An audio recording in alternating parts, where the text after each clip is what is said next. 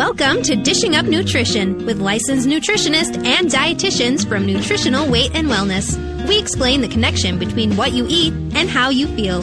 Stay tuned for practical, real-life solutions for healthier living through real food nutrition. Slow down, you move too fast. You got to make the morning last. Just kicking down the cobblestones. Welcome to Dishing Up Nutrition. I have some really startling numbers for all of us to consider today. There are actually more obese adults in the U.S. now than those who are just overweight. Wow. Yeah. According to a new report from the National Center for Health Statistics, almost 40% of adults in the U.S. are now obese. You know, as a dietitian who works with people, for well over 30 years, I have never met a client who was actually happy about being overweight or obese. Mm-hmm. Of course, I've never really worked with any of those sumo wrestlers out there, but I bet most of you would agree that the majority of overweight people are not very happy about how they look or how they feel. Mm-hmm. And many of them are concerned with the additional health risks that being overweight can cause. This morning, we are going to talk about some simple, everyday habits that can put weight on and, of course, habits that you can adopt to lose weight. So, good morning. I'm Carolyn Hudson. Welcome, everyone. And as I mentioned, I am a registered and licensed dietitian, and I've been helping people lose weight for the past 30 plus years. So I've really never focused on the numbers on the scale. And I say that to my clients every day. But I always strive to help people develop habits that will result in weight loss and wellness. Now, I see clients at our Eden Prairie location, and I teach many nutrition classes. And I also have the great opportunity to work long distance with many of our podcast listeners. And that's really fun. That's either Skype or on the phone, whatever. So joining me today in this discussion about weight loss habits is Joanne Rideout. Mm-hmm. She's also a longtime registered and licensed dietitian who works with our clients in Wayzata and Maple Grove. Good morning, Carolyn, and good morning to everyone out there. It's great to be here today before the snow starts. Before the snow, another round of snow, right? Exactly. So, Carolyn, you shared some shocking numbers about obesity. And now I'm going to share some alarming rates about diabetes as well. Because we live in and broadcast from Minnesota, I researched rates in Minnesota and was very surprised to learn that type 2 diabetes rates in Minnesota have more than doubled since the year 2000. Wow. That's amazing, right? Yeah. The rate of type 2 diabetes was 4% of the adult population in 2000. And sadly, today it is about 8.4% of all adults in Minnesota. So what's even more interesting is that in 1960, back in the day when Elvis Presley was the American Idol, and both the very young and more mature audiences were enamored with him, the type 2 diabetes rate was a mere 1% of the population. Wow, and now we're at what, 8.4, right. Did you say? Right. Wow. It's really alarming. 30 million Americans are now diabetic. Another 8.3 million, which is about, it's a huge number also. Yes. That are pre-diabetic. As Americans, we need better weight loss habits and better habits to prevent diabetes. So today, we want to share some simple eating and lifestyle habits that will help you lower your blood sugar numbers, which of course affect your weight, and the numbers on that scale, or maybe inches. Maybe you want to look at inches a little bit more. Either way, right? Right. So habit number 1 is the happy hour habit. So you have worked hard all week. You just want to unwind with a glass or two of wine. So, or maybe You're retired and the kids are gone now, so you have lots of free time.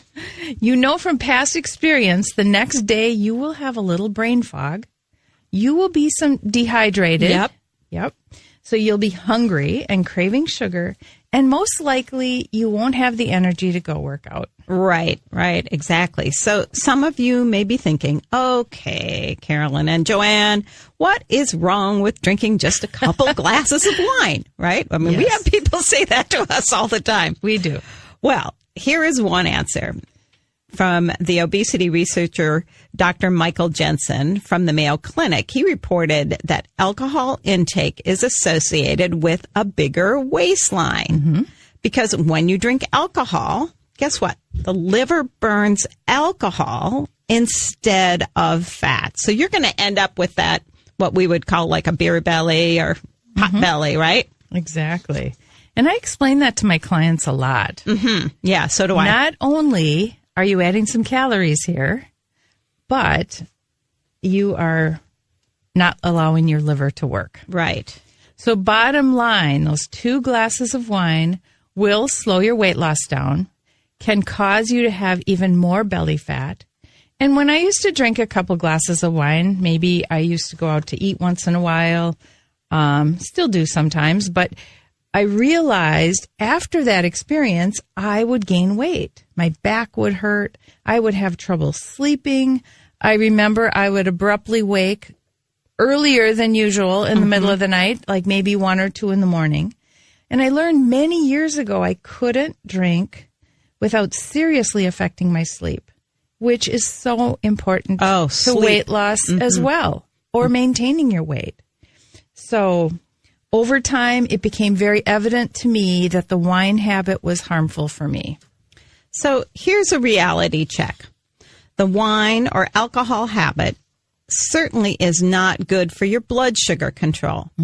If you currently have diabetes or are pre-diabetic, indulging in your alcohol habit should be no more than every 6 weeks, or preferably not at all. But that doesn't mean you have to give up meeting with your friends. So here is what I suggest how to handle that happy hour beverage situation. First, order, mineral water on the rocks, or and with a twist of lime, or ask for a champagne glass or a wine glass. So at least you feel like you're, having a fancy drink. That's right. If it's cold outside, maybe you want to ask for a cup of tea or a decaffeinated coffee or something like that. An herbal tea would be probably my favorite thing to have. You can, socializing, as just as well over that water or tea as you used to do with 2 or 3 glasses of wine. So one of the many good things that will happen once you give up that wine habit is that the next day you're going to feel great. Yep.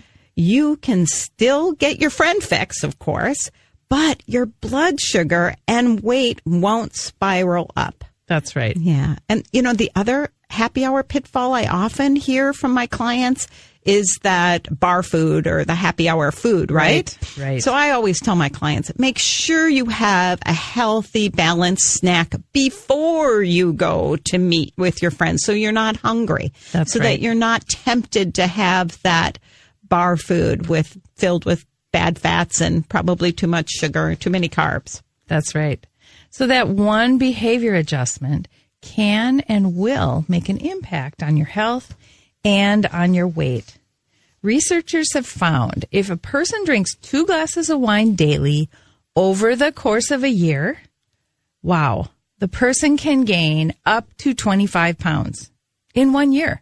Wow. 25 pounds. From wine only. And if you only drink wine 3 or 4 nights a week, you might only gain 10 to 12 pounds in a year. So in 4 years, you could gain 40 pounds. And don't we hear that from our clients? We do. I don't know what happened just over the last 4 years, I gained weight. Yeah, or the kids moved out and my weight's higher. I wonder what that's about, right? Right. So we also know that drinking water, about half your body weight in ounces, is going to help your liver. Carolyn talked about the liver before. Yeah. Your liver is going to be more able to burn up that stored fat if you're well hydrated. So if you weigh about 150 pounds, you need about 75 ounces of water. So change your habits to gain control of your weight and your blood sugar. And it is time for a break. So we will be right back. You are listening to Dishing Up Nutrition, brought to you by Nutritional Weight and Wellness. Do you realize this is National Sleep Awareness Week?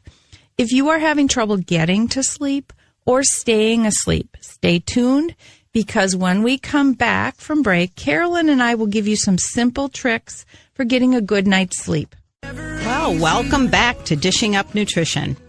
To lose weight and stay healthy, it is really important to get at least 7.5 hours of sleep most nights. That's right. And if you have trouble falling asleep, I recommend taking at least 400 to 600 milligrams of magnesium glycinate and 2 to 3 milligrams of sublingual melatonin. And sometimes people say, oh, that's so many pills, but your sleep is so worth it. It so is. I don't go to bed, even try to go to bed without my magnesium every night. Neither do I. I love it.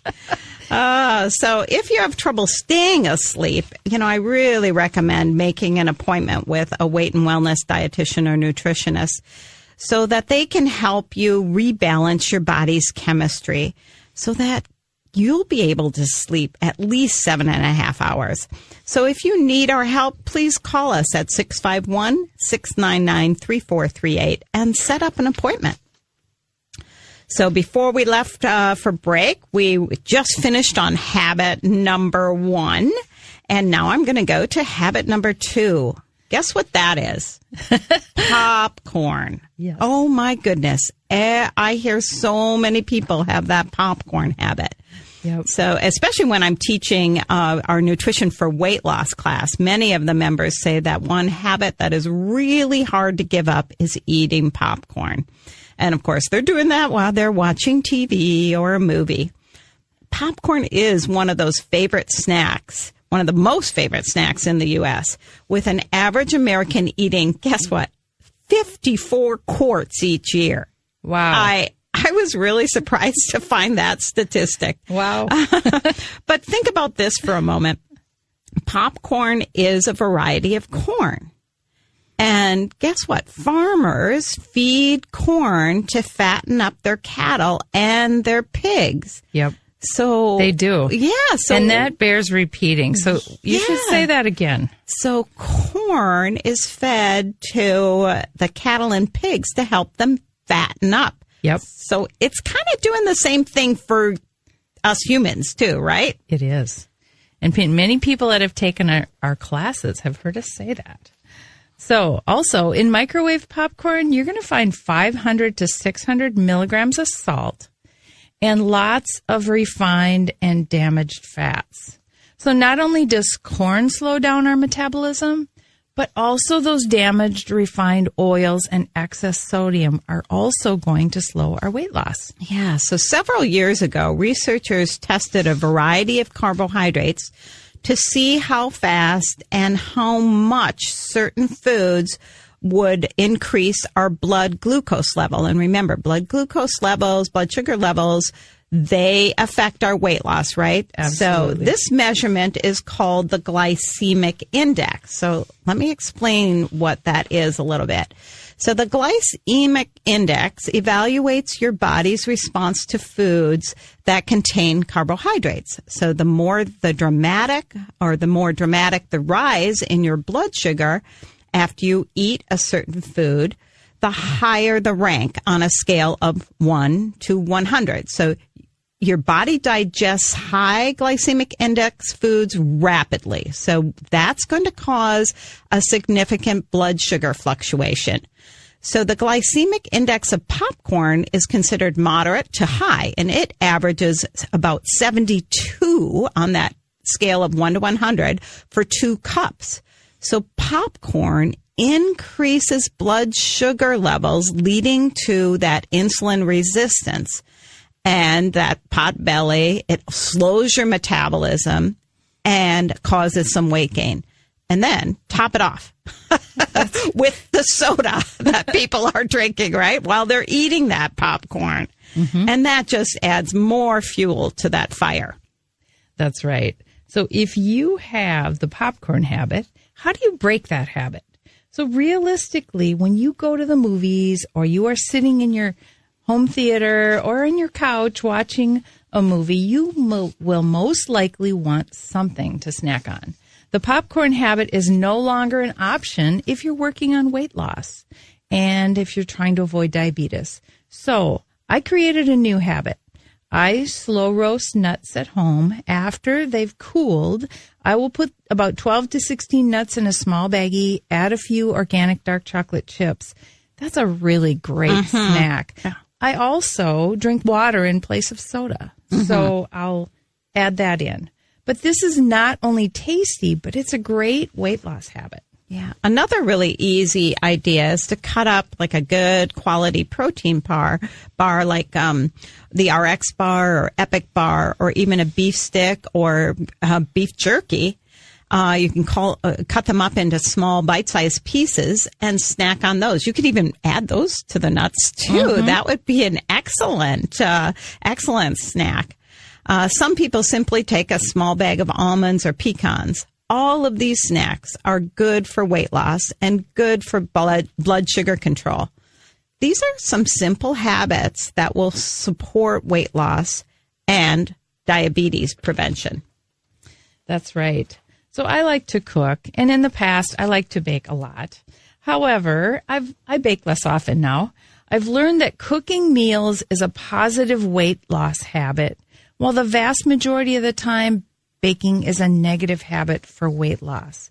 So I think many of you may be like me. If you bake or buy cookies, they're calling your name. Yeah, you're going to want to eat them, right? You do want to eat those.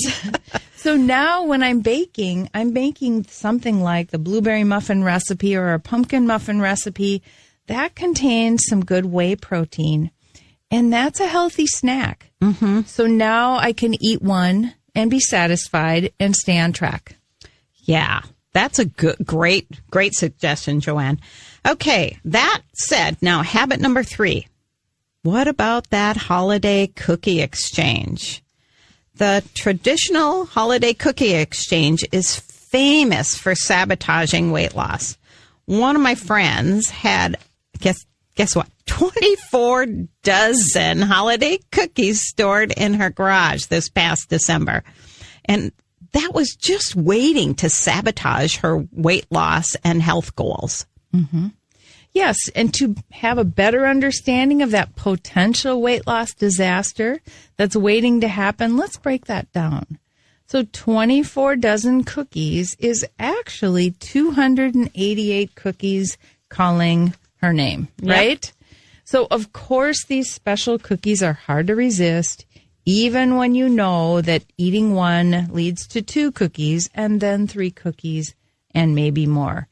Definitely not good for weight loss and, of course, not good for blood sugar control. So, Joanne, you were telling me a story of That's right. one of your friends. It wasn't a holiday cookie exchange, but she brought cookies to a friend, right? Yes, she brought cookies to a friend every time she went out to eat with this person, and she had made them a few days ahead. So by the day she was going to meet this person, she had to remake them. Because what? She ate they them all, disappeared. Right? She ate them. Oh, boy. Yes. So it's not just that holiday time. That's a problem. If we're making cookies, we got to look at that. Exactly. So how can you break that cookie exchange habit? You know, here's a question to ask yourself. Who are you really baking for? Like your friend. Right. She was eating them and then, of course, making another batch. Is it you or your friends? Is it your family? Do your friends and family need all of that sugar? Or do you want all of that sugar? Those are good questions to ask yourself.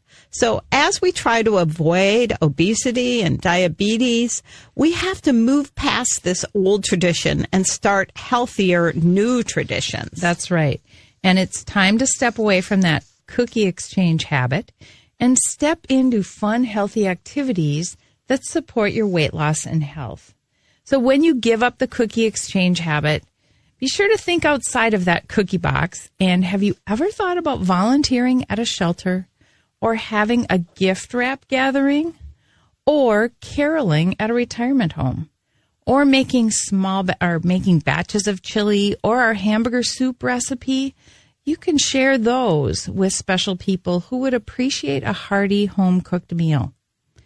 Yeah, one of my favorite things around the holidays is to volunteer, at some place like Feed My Starving Children. And I have a group of friends that walk to end hunger on Thanksgiving morning. So that is a new tradition that you can help. That's a great habit. Help break. That's right. And sometimes I give gift jars of homemade roasted nuts as a hostess gift. So another way to make that change. So break time again. You are listening to Dishing Up Nutrition. Next week, starting March 13th, we are offering our Weight and Wellness series in 3 different locations. We'll be in St. Paul, in North Oaks, and in Maple Grove. And because Old Man Winter has been relentless this year, we have decided to extend the $50 early bird discount. So the cost to you for all 6 classes is only going to be $199. Pretty good bargain. That's a great bargain. So call 651-699-3438 today to get signed up. Well, welcome back to Dishing Up Nutrition. As you know, Nutritional Weight and Wellness is a nutritional education center. And we believe when you know better, you can actually do better. So take advantage of the early bird special that Joanne was talking about before we went to break. We are offering this on our Weight and Wellness series, and you're going to save $50. All you have to do is call 651-699-3438 and sign up. Maybe you've taken the series before, but you're putting it, but are you actually putting it into practice, what you learned? Or maybe you've just kind of slipped away back into your unhealthy habits. And we know that happens to a lot of people. That's easy to do. Yep. Oh, that's right. So we're on habit number 4, aren't we, Joanne? Okay. Habit number 4 is going through the fast food lane habit. So rather than cooking a meal at home, you choose to swing into the fast food lane or make a quick stop and pick up some convenience foods. Mm-hmm. So an interesting study published last week in the Journal of the Academy of Nutrition and Dietetics found that fast food meals are getting bigger and saltier. That's really not a big surprise, is it? So it isn't an illusion, huh? No, it's not. The researchers looked at 1,787 entrees, sides, and desserts at 10 different fast food restaurants from over the years of 1986 to 2016. So a long time. Yeah. They found the average entree weighed 39 grams more and had 90 more calories. Plus, the sodium content was almost 14% higher now than 30 years ago. Wow. Yeah, definitely. No wonder we are having a weight problem in this country. So if you break that fast food or convenience food habit, you will not only save on calories, but you will also be able to protect your health. Most of these foods contain refined oils like soybean oil or corn oil, which we consider are really damaged fats. Yep. And, so are you wondering, what is so wrong with eating damaged or refined oils? How do these damaged fats affect my metabolism? So when you actually eat these refined oils and damaged fats, you slow down your metabolism and you can actually gain weight more easily. So you don't want to do that. No. Cut those out of your diet. Yep. That's right. So let's look at how our food choices have changed over the past several decades. My grandparents were very smart about their diet, and they were not overweight. I'm sure they never even thought about dieting and weight loss. They did not go on a starvation type weight plan. They just ate real food. All of their food was organic. Most of it was grown in the garden. The meat was free range and grass fed, and nothing was genetically modified. It was just real food, so real good for their body. Right. So have you noticed when you take a road trip to pretty much anywhere here in the U.S., it's almost impossible to find real food to eat. You get lots of poor quality, fast food type foods full of sugar, bad fats, and chemicals. These foods are really bad for your weight loss and your health. And it is really difficult to find real food because it's not very profitable to sell organic vegetables or even regular vegetables, fruits or grass-fed meats. But there's a much higher profit margin in things like Twinkies or candy bars or chips or soda and those fancy coffee drinks. Oh, my goodness. In the past, a cup of coffee was just like a cup of coffee. Right. And you drank it black, or maybe you added some cream, some heavy cream. It didn't contain those high fructose corn syrups and bad fats and chemicals to add flavor. A cup of coffee was just that, a cup of coffee, and it was okay for your metabolism. That's right. I do have to tell you a quick story, though. I was sharing this with Carolyn earlier. When I visited my daughter in Colorado, I went into a convenience gas station, not expecting to find much in terms of healthy food, but I just needed to find something. And I found a cup of bone broth, and I was really? Wow. I was shocked. There was bone broth in that convenience store.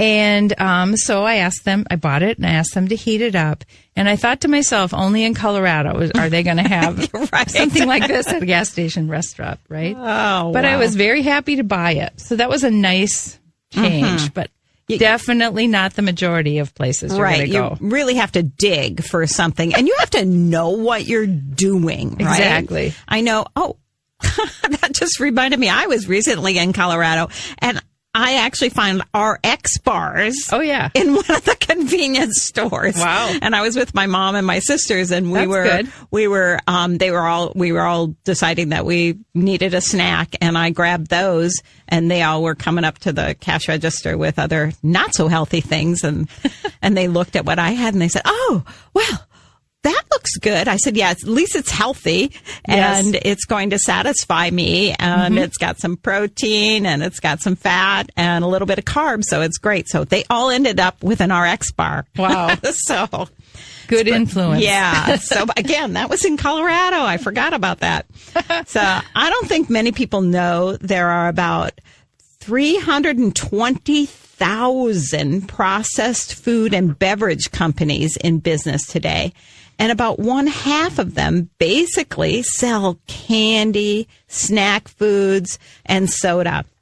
The advertising budget to market snacks to the masses is about $30 billion a year. So here's a really eye-popping, mind-boggling fact for you to ponder. That's more money, 320,000.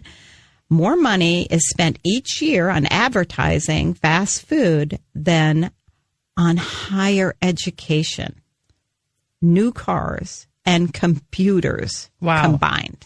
$30 billion. $30 billion. Wow. Amazing. So what if we took all of that $30 billion and spent that money instead of on fast food and convenience food? What if we spent all that money on real food? I believe that 40% of the adult population would not be obese. We would not have such a health crisis here in America. Okay, habit number 5 is that peanut M&M habit, or really kind of any candy bar or candy type habit. This is a habit that many of us had, and I'm guilty of that one. I did that one for a while. If you have the M&M habit, you know who you are, and you rationalize that the peanuts are healthy. Oh, I did that. Mm-hmm. So maybe peanut M&Ms are okay. Really? A small bag equals about 7.5 teaspoons of sugar. So that's more than the recommended amount of sugar that you should eat in a day. It also has artificial flavors, and it has artificial colors. Think about all those brightly colored M&Ms, right? There's blue, yellow, red. So all of those are dyes, and they're artificial colors. There's also corn syrup, and they're just highly processed. That's right. And so in the ADHD seminar that we have coming up, we talk about the sugar, the corn syrup, the artificial colors, the artificial flavors, those food dyes that are in our foods and how they interfere with the brain's ability to focus. They are so hard on the brain. So need we say any more, Joanne? That's right. The sugar actually stimulates the reward center in your brain. So you want more and more. So not good for your weight loss and certainly not good for your health. That's right. So it is time for break, and you are listening to Dishing Up Nutrition. And the ADHD seminar I referred to is coming up on March 16th. This class is called Food Connection to the ADHD. As a parent who has experienced the ADHD struggles firsthand, I wish they had offered this seminar when my kids were teens. We really struggled through those years. I encourage you as parents to learn as much as you can about foods that support good brain functions and foods that interfere. So if you want more information about the seminar, call 651-699-3438 and leave a message for me. My name's Joanne Rideout, and I'll be happy to call you back and talk to you about the class. Welcome back to Dishing Up Nutrition. I want to let all of our podcast listeners know that we are so grateful to all of you for listening. If you like our podcasts, please share them with a friend or family member. And if you're able to write a review on iTunes, we'd love that so much. Again, thank you for listening. Join Cassie and Shelby next Saturday as they discuss what are your muscle cramps telling you. That sounds like a good show. Yeah, it will be a great show. So we have been talking about habit number 5, the peanut M&M habit. So we talked about all of the, not only peanuts, but sugar, artificial flavors, artificial colors that are in there, corn syrup. So what can you substitute for those peanut M&Ms? Like I mentioned earlier, I slow roast almonds, pecans. I've even done cashews. And after they have cooled, I add small pieces of dark chocolate and count out about 12 to 16 of these nuts. It's a very tasty and satisfying treat. There's very little sugar in that. And the pecans contain 19 vitamins and minerals, vitamin A, vitamin B, vitamin C, calcium, and magnesium, just to name a few.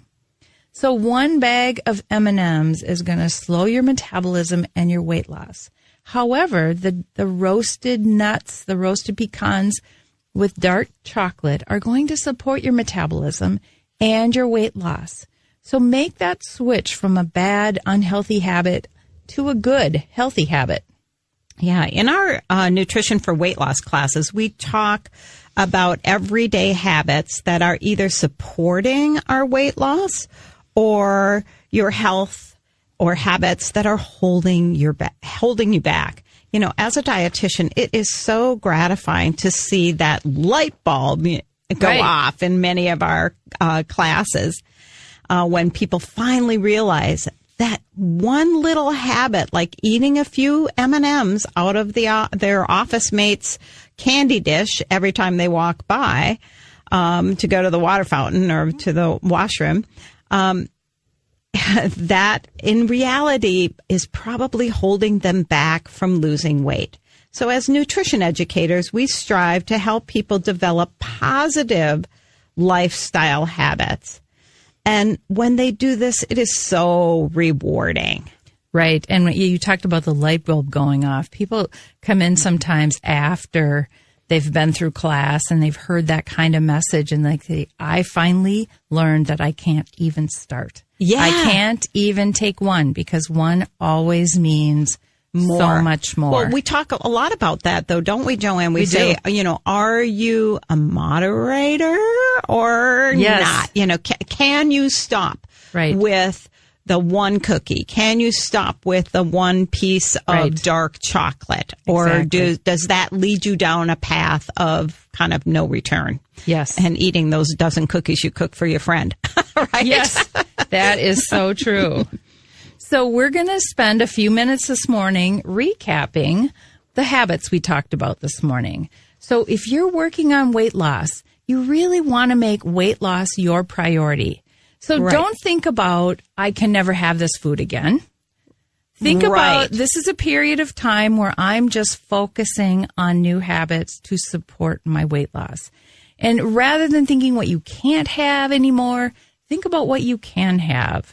Mm-hmm. But then going back to our habits, avoiding that happy hour habit, that glass or two of wine, I always find that amazing because when we talk about the statistics of gaining 20 to 25 pounds in a year, we're always talking about 2 4-ounce glasses of wine. But that's not what you're getting at the bar, right? But are you getting 6 ounces of wine in that glass or are you getting 8 ounces? So maybe it's 1 glass a day that's going to add that 20 to 25 pounds a year. Mm-hmm. And I think that's a real reality check. Mm-hmm. Oh, think about that. We kind of talked about how the fast food meals have gotten bigger.